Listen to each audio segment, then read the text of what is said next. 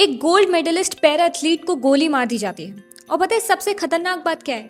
ये मर्डर किसी gang war का नहीं था, किसी रॉबरी का भी नहीं था। सिर्फ एक पर्सनल ग्रज के चक्कर में ना एक दोस्त ने अपने ही दोस्त की जान ले ली। ये कहानी है चिराग त्यागी की। एक ऐसा एथलीट ना जिसने अपनी लिमिटेशंस को कभी अपनी पहचान नहीं बनने दिया। गाजियाबाद का रहने वाला चिराग भारत का इंटरनेशनल पैरा एथलीट था। वो विजुअली इम्पेयर्ड एथलीट्स की कैटेगरी में compete करते थे।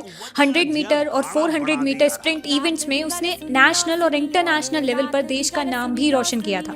कुछ ही दिन पहले बेंगलोर में हुए India open para athlete international competition में चिराग ने गोल्ड मेडल जीता था। और इसी जीत के साथ ना उन्होंने एशियन पैरा गेम्स की क्वालिफिकेशन भी हासिल कर ली थी। नो डाउट उनका करियर पीक पर था, सपने बड़े थे और पूरा फ्यूचर उनके सामने पड़ा हुआ था। लेकिन 31 मई को ना उनकी लाश मिलती है गाजियाबाद के हिंडन एरिया के साय उपवन एरिया में। उनकी पीठ पर गोली के निशान थे। एक नेशनल चैंपियन, एक Asian para games qualifier. As पर पुलिस रिपोर्ट्स उनके ट्रेनर पार्टनर यश खातिक उन्हें पार्क में बुलाते हैं। बहाना दिया था कि उन्हें 50,000 रुपए वापस देने हैं चिराग को, जो चिराग ने अपने दोस्त को दिए थे।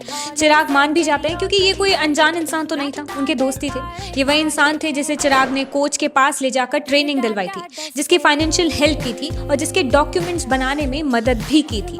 अब कोच के शब्दों में ही खुद बोला है कि दोनों भाइयों की तरह ही रहते थे, मतलब बहुत ही ज्यादा प्यार था। लेकिन जब यश पर इंटरनेशनल पैरा एथलेटिक्स अथॉरिटीज ने बैन लगाया ना, तो उसने अपनी नाकामी का जिम्मेदार चिराग को ही मान लिया। दोस्ती धीरे धीरे नफरत में बदलने लगी और एक दिन उसी नफरत ने एक जिंदगी खत्म कर दी।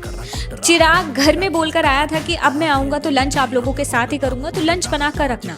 इवन माँ को भी यही बोलकर गया था, लेकिन वो घर कभी वापस लौट कर ही नहीं आया। चिराग त्यागी ना सिर्फ एक पैरा एथलीट नहीं थे, वो लाखों लोगों के लिए इंस्पिरेशन थे जो मुश्किलों के बावजूद भी सपना देखना नहीं छोड़ते। आज एक मेडल विनर चला गया, एक एशियन पैरा गेम्स क्वालिफायर चला गया और सबसे बड़ी बात, एक माँ का बेटा उससे दूर चला गया।